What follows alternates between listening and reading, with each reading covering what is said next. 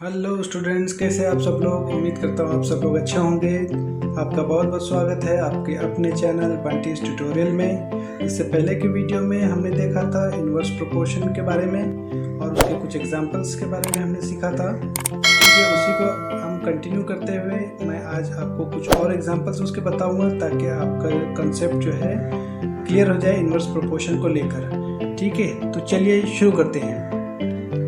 यहाँ पर बुक में एग्जाम्पल दिया हुआ है, students of a certain school went for a picnic to a farm by bus. Okay, here are some of their experience. ठीक है, say whether the quantities in each are in direct or inverse proportion. ठीक है, यहाँ पर कुछ points दिए हुए हैं, हमको कुछ वैल्यूज़ फाइंड आउट करना है यहाँ पर, और फाइनली वो वैल्यू के बेसिस पे हमको ये यहाँ पर मेंशन करना है कि ये डायरेक्ट प्रोपोर्शन है या इनवर्स प्रोपोर्शन है। ठीक है, तो हम देखते हैं पहला एग्जांपल यहाँ पर। Okay, each students paid 60 rupees for the expense. Okay, then उसमें आगे दिया हुआ है as there were 45 students. Okay, 60 rupees per student ने एक्सपेंसेस दिया है पिकनिक के।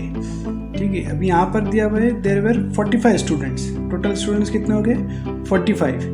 तो यहाँ पर हमको मालूम करना है rupees, how many rupees were collected from 45 students. तो वन स्टूडेंट गेव 60 रुपीज़, तो 45 स्टूडेंट्स कितना देंगे वो हमको फाइंड आउट करना है। तो उसके लिए हमको क्या करना होगा, 60 से 45 को मल्टीप्लाई करना होगा।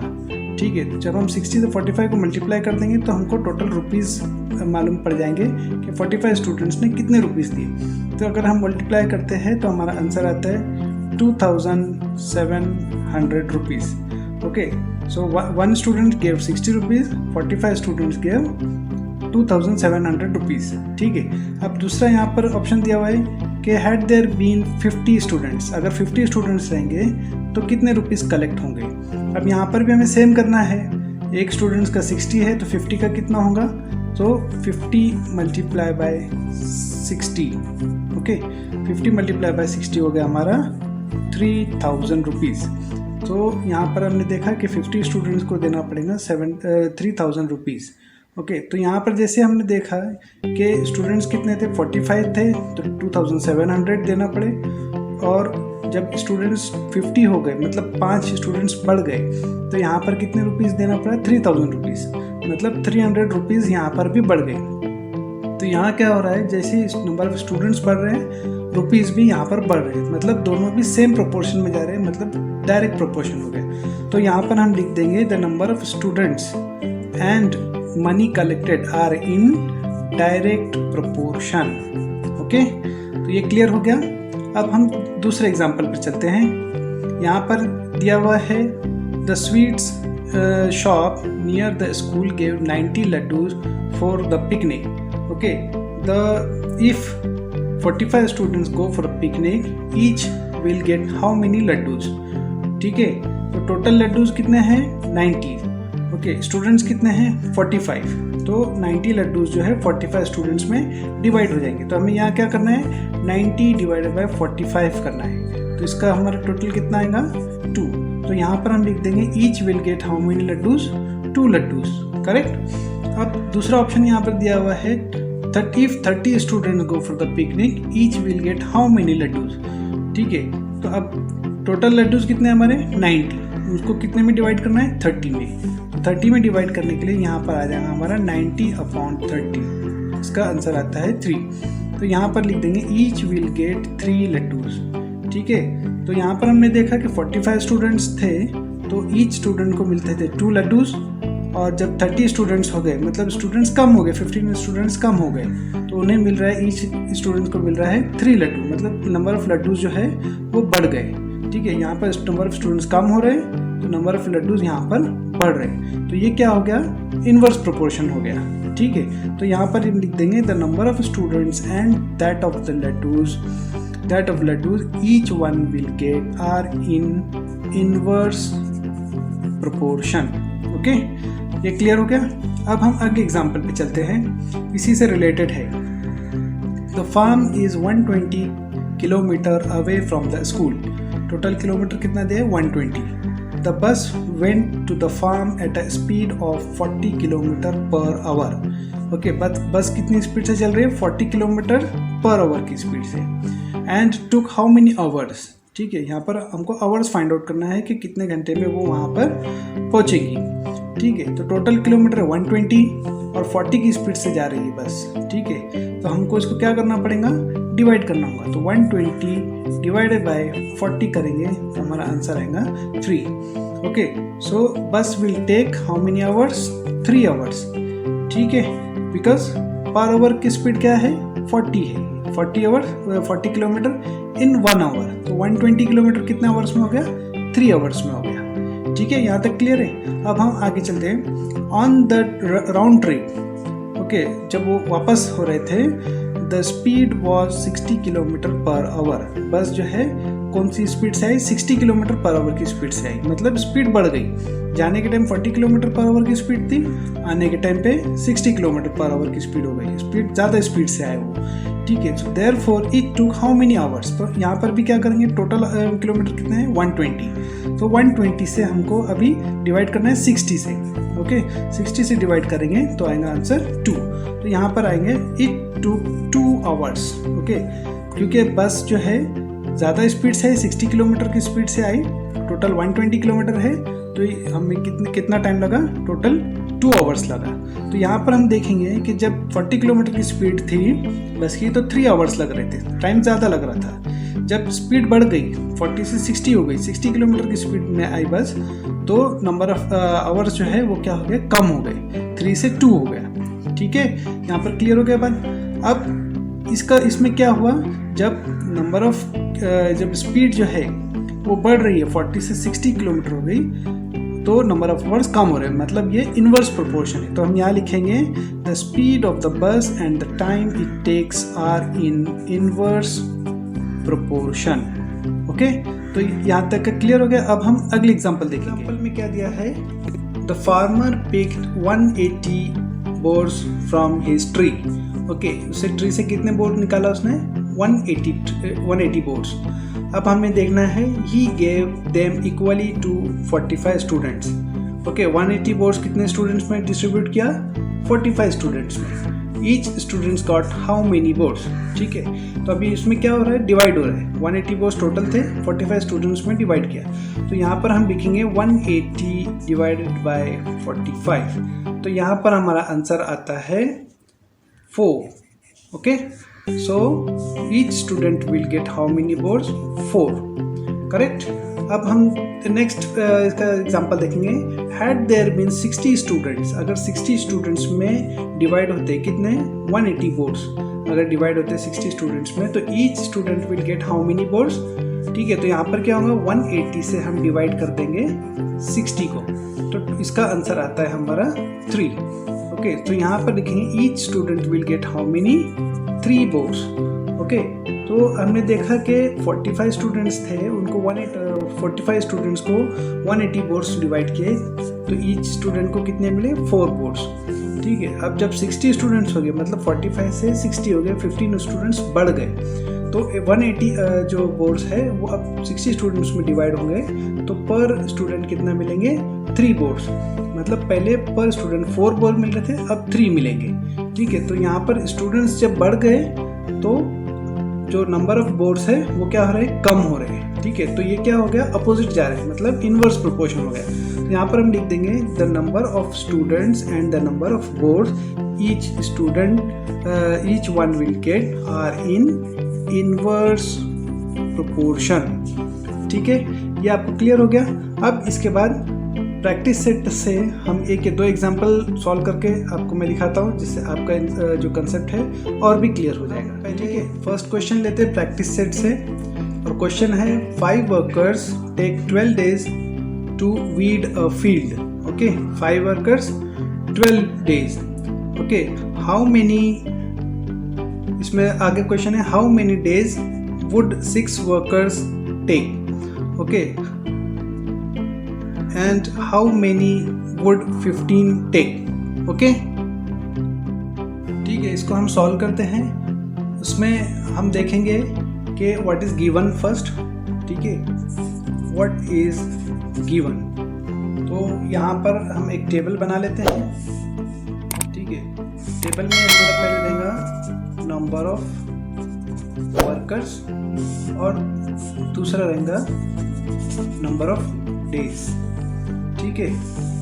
तो यहाँ पर दिया हुआ है अपना पहले 5 workers complete the weed on field in how many days, 12 days, okay. And what is asked, इसमें हमको पूछा क्या है, हमको पूछा है how 6 workers, if there are 6 workers, okay, 6 workers will do in how many days. और एक क्वेश्चन है, इसमें 2 क्वेश्चन है बेसिकली इस एग्जाम्पल में। दूसरा और एक क्वेश्चन है, इफ वर्कर जो है टोटल अगर 15 वर्कर्स रहे तो हाउ मेनी डेज लगेंगे फील्ड को वीड करने के लिए, ठीक है। तो हम पहले इसको कंसिडर कर लेते हैं यहाँ पर x, ठीक है। 5 workers 12 days, 6 workers let us consider as x days, okay. And 15 workers को let us consider as y days, ठीक है। तो हम यहाँ से अब स्टार्ट करते हैं। तो जैसे कि इससे पहले भी हमने देखे कि जो प्रोडक्ट है, मतलब product of number of workers to number of days is constant for all, okay. तो यहाँ पर हम पहला फर्स्ट एग्जांपल ले लेंगे, 6 multiply by x equal to 5 multiply by 12, correct. अब इसको हम मल्टीप्लाई कर देंगे, ये हो जाएगा 6x equal to 5 multiply by 12 हो गया हमारा 60, ओके। अब यहाँ पर हमको x की वैल्यू चाहिए, 6 को यहाँ से हटाना है तो हम उसको 6 से डिवाइड कर देंगे दोनों तरफ, okay. 6x upon 6 and 60 upon 6, 6 1 6 हो गया, यहाँ पर ये हो गया 10। सो x की वैल्यू आ गई हमारी 10 डेज, ओके। सो 6 वर्कर्स है, 5 वर्कर्स है तो 12 डेज लगेंगे, 6 वर्कर्स है तो कितने दिन लगेंगे, ये हमारी वैल्यू आ गई 10 डेज, ठीक है। ये हो गया एक पार्ट हो गया क्वेश्चन का। दूसरा पार्ट है 15 डेज का भी 15 वर्कर्स रहे तो कितने दिन लगेंगे। तो सेम वे हमको क्या करना है, 15 multiply by y equal to 5 multiply by 12, okay. तो ये हो गया हमारा 15y इक्वल टू, ये हो गया हमारा 60, ओके। 15 को यहाँ से हटाना है, y की वैल्यू चाहिए हमें, तो इसको हम डिवाइड कर देंगे 15 से, 15y upon 15 equal to 60 upon 15, okay. 15 1 15 हो गया और यहाँ पर हो गया 4। सो y की वैल्यू आ गई हमारी 4 डेज, ठीक है। तो यहाँ पर अब 15 वर्कर्स अगर रहे तो कितने दिन में हो जाएगा काम, 4 डेज में, ठीक है। तो यहाँ पर हमने देखा कि पहले 5 वर्कर्स थे तो 12 डेज लग रहे थे, ज़्यादा दिन लग रहे थे काम के लिए। जब नंबर ऑफ वर्कर्स बढ़ गए, 5 से 6 हो गए, तो हमारा आंसर आया 10 डेज में होने लगा काम। और जब वर्कर्स और भी बढ़ गए, 15 वर्कर्स हो गए, तो 4 डेज में ये काम कंप्लीट हो रहा है, ठीक है। तो ये हो गई एक एग्जांपल। हम और एक एग्जांपल देखेंगे इसमें कि यहाँ पर हम प्रैक्टिस सेट से और एक एग्जांपल लेते हैं, जैसे ये 4th वाली, the stock of grain in a government warehouse last for 30 days for how many people, 4000 people, okay. Now हमको क्या फाइंड आउट करना है, how many days will it last for 6000 people, मतलब 30 डेज तक 4000 पीपल को, 4000 लोगों को जो ग्रेन है स्टॉक, जो ग्रेन का स्टॉक है वो चलता है, ठीक है। तो 6000 पीपल अगर रहेंगे तो उनको कितने दिन तक वो जो स्टॉक ऑफ ग्रेन है वो यूज़ होगा, ठीक है। तो ये हो गया हमारा क्वेश्चन। अब हम इसको सॉल्व करते हैं। इसको सॉल्व करने के लिए हमको पहले देखना होगा व्हाट इज़ गिवन, ठीक है। गिवन क्या है हमारा, इसमें जो क्वेश्चन था उसमें दिया हुआ था कि नंबर ऑफ डेज दिए हुए हैं और नंबर ऑफ पीपल दिए हुए। तो हम पहले यहाँ पर लिख लेंगे people, okay, and number of days, ठीक है। तो इसका हम पहले एक टेबल बना लेंगे ऐसा, ताकि हमको समझने में आसानी हो जाए, ठीक है। तो पहला जो ऑप्शन दिया हुआ है 4000 पीपल आर यूजिंग कितने दिन के लिए, 30 डेज के लिए, okay. Now the question is if there are 6000 people how many days they will use the stock है ग्रेन का, कितने दिन तक वो यूज़ करेंगे, ठीक है, 6000 पीपल, तो हम उसको कंसिडर करते हैं एक्स, ठीक है, for x days they will use the stock. Okay, अब इसको हम सॉल्व करेंगे, तो इसका जो प्रोडक्ट है उसका वो कांस्टेंट होता है, तो हम उसी को आगे लिखते हुए चलेंगे। तो यहाँ पर हम 6000 मल्टीप्लाई बाय एक्स करेंगे पहले, that is equal to 4000 multiply by 30। Okay, ये हो गया 6000 एक्स, यहाँ हो गया, इसको हम एज इट इज़ रखते हैं, या तो इसको मल्टीप्लाई कर देंगे, 4 3 12। ओके, यहाँ पर जितने ज़ीरो है वो हम यहाँ पर लिख देंगे।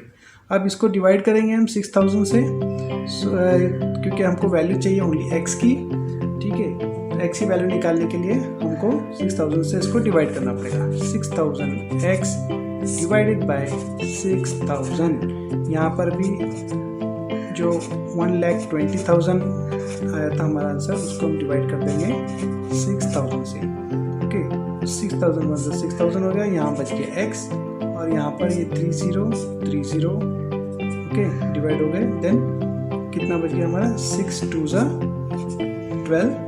ओके, तो हमारा आंसर आया 20 डेज, ठीक है, यहाँ तक क्लियर हो गया। सो एक्स की वैल्यू आई हमारी 20 डेज। सो 4000 वर्कर्स के लिए हमको जो है 30 डेज तक वो यूज़ होता है, फूड जो ग्रेन्स है वो उसका स्टॉक। 6000 के लिए कितने दिन यूज़ होगा, 20 डेज तक, ठीक है। तो यहाँ पर क्या हो रहा है, 4000 पीपल का जो है, जब नंबर ऑफ पीपल बढ़ गए 4000 से 6000 हो गए, तो जो स्टॉक है, जो नंबर ऑफ डेज है वो 30 से 20 हो गए, मतलब नंबर ऑफ पीपल बढ़ गए तो नंबर ऑफ डेज कम हो गए, क्योंकि ज़्यादा लोग रहेंगे तो वो स्टॉक जो है कम दिन चलेगा, ठीक है। तो ये भी हो गया हमारा एक और एग्जांपल इनवर्स प्रोपोर्शन का। अब इसके आगे मैं समझता हूँ कि आज के लिए इतना काफ़ी है, ठीक है। मुझे उम्मीद करता हूँ मैं कि आपको इनवर्स प्रोपोर्शन अच्छी तरह से समझ में आ गया होगा, ठीक है। अगर आपका कोई भी डाउट है या कोई इश्यूज़ है तो आप मुझे कमेंट्स में लिखकर बता सकते हैं, या अगर आपको कुछ और एग्जांपल्स के ज़रिए समझना है तो मुझे ज़रूर बताना, ठीक है। तो आज में अगले वीडियो में हम सीखेंगे पार्टनरशिप के बारे में, ठीक है। तो मिलते हैं आपको अगले वीडियो में, तब तक के लिए take care of yourself and good bye.